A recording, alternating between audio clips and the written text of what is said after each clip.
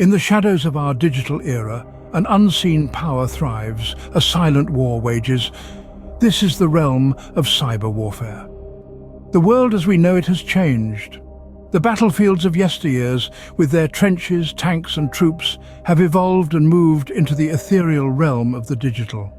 Here, the conflict is not fought with bullets or bombs, but with ones and zeros, the basic building blocks of the digital universe.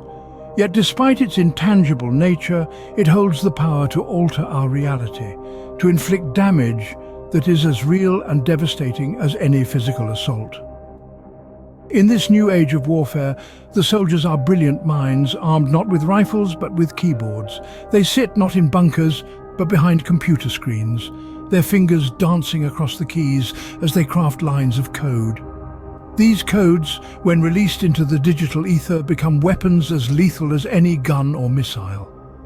This is the silent war of our time, where every click, every keystroke can be a move in a deadly game of chess. It's a war where the enemy is faceless, hidden behind layers of encryption, making it all the more menacing. It's a war where the battlefield is everywhere and nowhere at the same time, spanning the globe yet invisible to the naked eye. But make no mistake, though this war is fought in the virtual world, its consequences are very real. It can cripple economies, disrupt essential services, and damage critical infrastructure.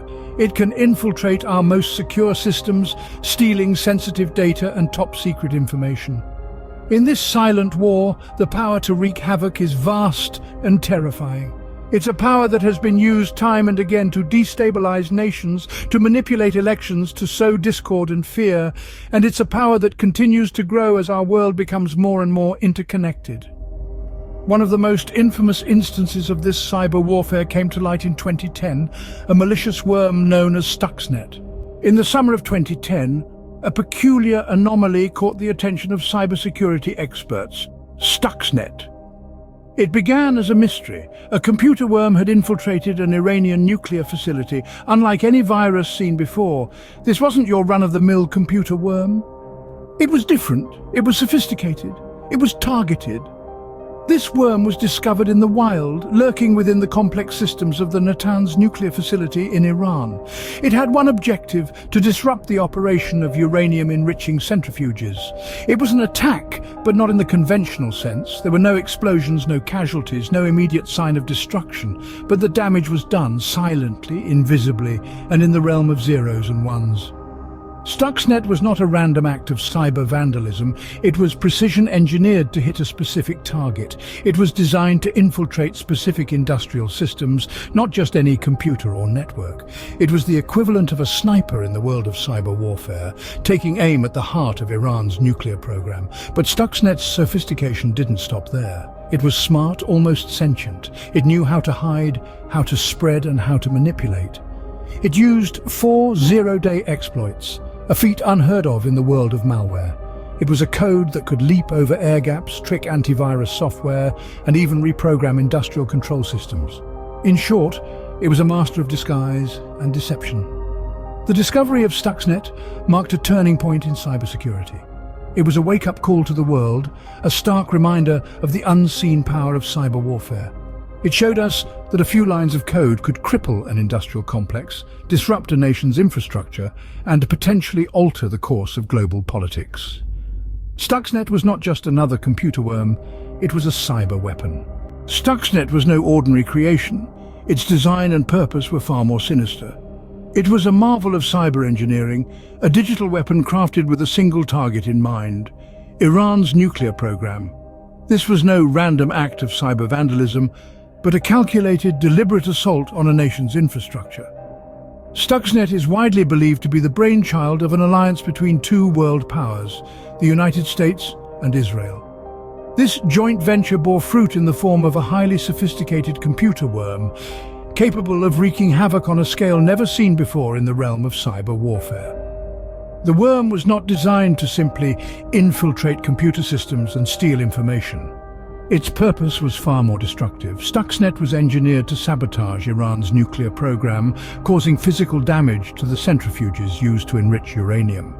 To achieve this, the worm exploited 4 zero-day vulnerabilities: a rare feat in the world of malware. It was designed to understand and manipulate the industrial systems that control the centrifuges. Once it gained access, Stuxnet could cause the centrifuges to spin out of control, effectively turning a nation's own infrastructure against itself. The specificity of Stuxnet's target was unprecedented. It was not a scattergun approach, but a sniper's bullet, aimed with precision at a single critical point in Iran's nuclear program. This level of sophistication suggests that its creators had a deep understanding of their target, reinforcing the belief that Stuxnet was the product of a state-sponsored initiative. But the worm didn't stop there. It had a secondary function, a Trojan horse of sorts. It would spread to other computers, lying dormant until it found another system that matched its specific criteria. This meant that even after the initial attack, Stuxnet could continue to spread and wreak havoc. But the real impact of Stuxnet went far beyond Iran's nuclear facilities. Its existence signaled a new era in cyber warfare, one where digital weapons could cause physical destruction on a massive scale. It was a wake-up call to the world, a stark reminder of the unseen power that lies in the realm of the digital world. The ripples of Stuxnet's impact were felt far and wide, changing the landscape of cyber warfare. This was not an ordinary cyber attack, it was an act of war waged in the digital realm, a new frontier. Stuxnet was the harbinger of a new era of state-sponsored cyber warfare. Its sophistication, its precision, its potency all served as a stark reminder of what could be achieved when nations wielded the power of the cyber realm. Stuxnet set the bar high, and in its wake, we've seen the development of even more sophisticated cyber weapons. These tools of modern warfare are not just designed to steal information. They are capable of causing physical damage, disrupting essential services, even crippling entire economies. The digital realm is no longer just a battlefield for information warfare. It's become a theater for kinetic attacks, where bytes and bits can cause as much devastation as bullets and bombs. But Stuxnet also laid bare a chilling reality. Our critical infrastructure is vulnerable to cyber attacks. Power grids, water treatment facilities, transportation systems, nuclear plants, these are all ripe targets for state-sponsored hackers. And it's not just about disrupting services. The potential for catastrophic damage is real. A successful attack on a nuclear facility could lead to a disaster on the scale of Chernobyl or Fukushima. Stuxnet was a wake-up call to the world. It underscored the need for robust cyber defenses, for international cooperation in cybersecurity, for strict norms governing state behavior in cyberspace. But it also sparked an arms race in the digital realm, a race that continues to this day, with nations pouring resources into developing their own cyber arsenals. Stuxnet was a game changer, and it left a lasting legacy. The lines between conventional warfare and cyber warfare have blurred. The battlefield has expanded beyond the physical realm, and the weapons have evolved. In this new era of warfare, we're not just fighting for control of land or resources, but for control of the digital space. And Stuxnet was the spark that ignited this new age of conflict. As the dust settled, the legacy of Stuxnet became clear. The fallout from the Stuxnet incident was as groundbreaking as its inception. This sophisticated cyber weapon, unlike anything the world had seen before, did not just disrupt Iran's nuclear program. It irrevocably changed the face of global cyber warfare. The revelation that nations could and would use cyber weapons to target and sabotage each other's infrastructure sparked a global arms race in cyberspace. Countries around the world began to invest heavily in developing their own cyber arsenals, keenly aware of the potential power of such tools. A new battlefield was opened, one that existed not in the physical world, but in the realm of ones and zeros. Stuxnet didn't just change how countries approached warfare, it also led to a significant re-evaluation of cybersecurity measures. The worm's success in infiltrating and causing havoc in a highly secure system sent shockwaves through the tech industry.